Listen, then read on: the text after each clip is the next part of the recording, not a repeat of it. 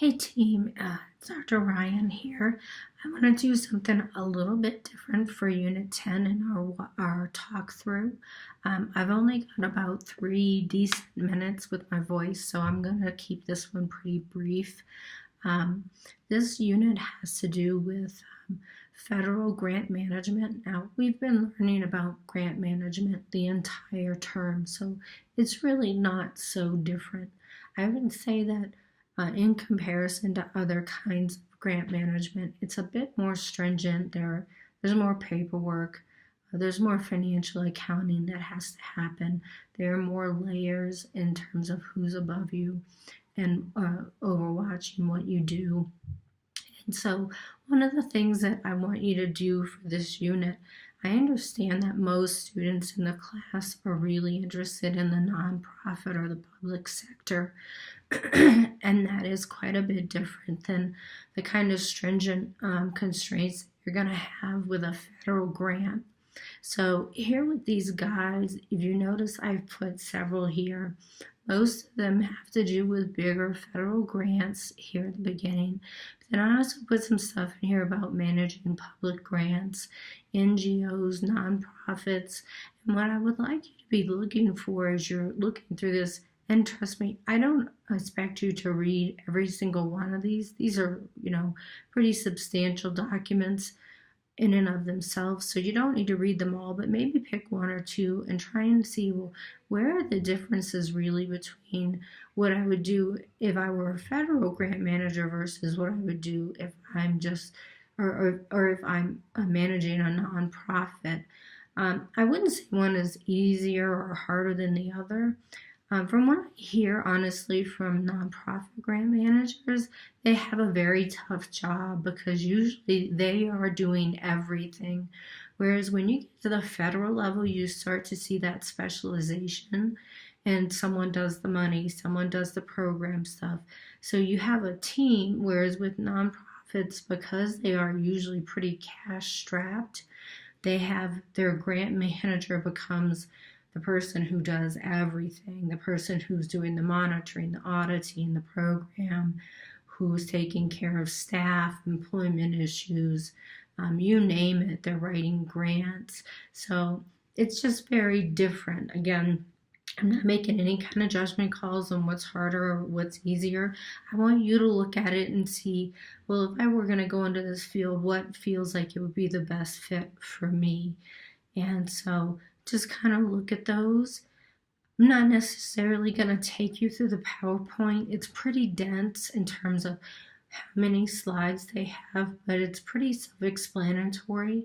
They don't really cover a lot that we haven't already discussed. So I do want you to read through it. And I did also provide some checklists. These are super useful. I know when I was starting out and I had no idea what I was doing, to be perfectly honest. If someone had handed me even a couple of these, it would have really been a godsend.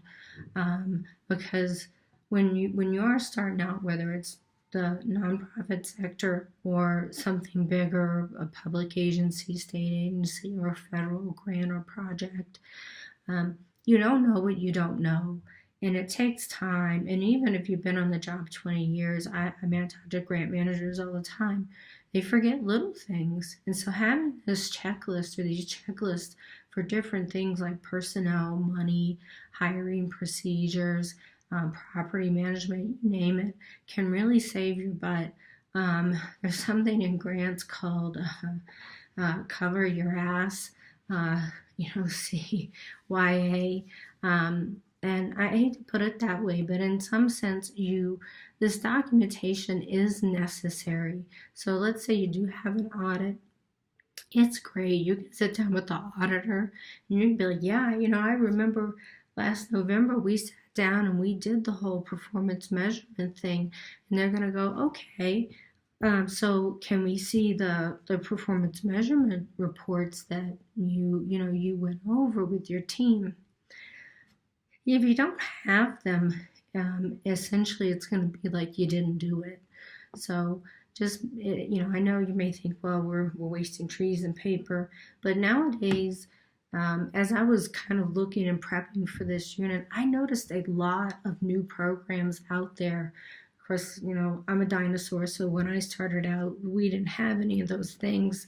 But nowadays, they have whole programs that do this stuff for you. And I'm not talking about like Microsoft Project, but like grant management programs. You can Google them, and of course, they're horribly expensive, whether they're for nonprofits or otherwise. But they do have them, and they do help you keep a grip on things. I can tell you, again, when you're the sole person, especially with the nonprofits, it always feels like something is slipping. You may not know what it is. You just don't feel like you have your finger on the pulse of everything you should have your finger on the pulse of. And that's the nature of the job. So some of those programs could really be beneficial. I'm not endorsing any of them. I have never used them. I just noticed them as I was kind of looking through some things. Many of them popped up. So you might want to look at that. If you decide on this as a career, it's nice to be able to go into an interview and at least speak intelligently and knowledgeably about some of the software systems that you could use.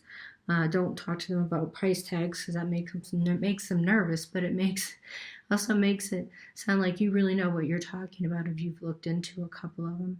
So the other one obviously is our discussion board, the portfolio entry, which again, these are backdated. I know people are still kind of getting used to this because I have gone in and a couple of them I've had to switch out.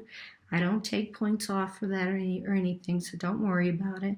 If you're like, man, I messed up and I did it on this week instead of the week before, it's not a problem. As long as the work gets done, I'm really not concerned about that sort of thing. There is a podcast. There's actually, if you go to this particular organization, there are a bunch of podcasts, and you can kind of pick and choose which one you want to listen to. And then there is the PowerPoint. This is not mine. I always leave the authors on there if it's not something that I wrote myself. There wasn't a ton in the book by Ward specifically to federal grants, or not enough to actually make a PowerPoint for, so I used this one. And they're talking about effective grant management, but by looking at it, I can tell they're really talking about federal grants. There's really not much in there that talks about local or subcontracts or other kinds of grants other than the federal ones. But do take a look at it.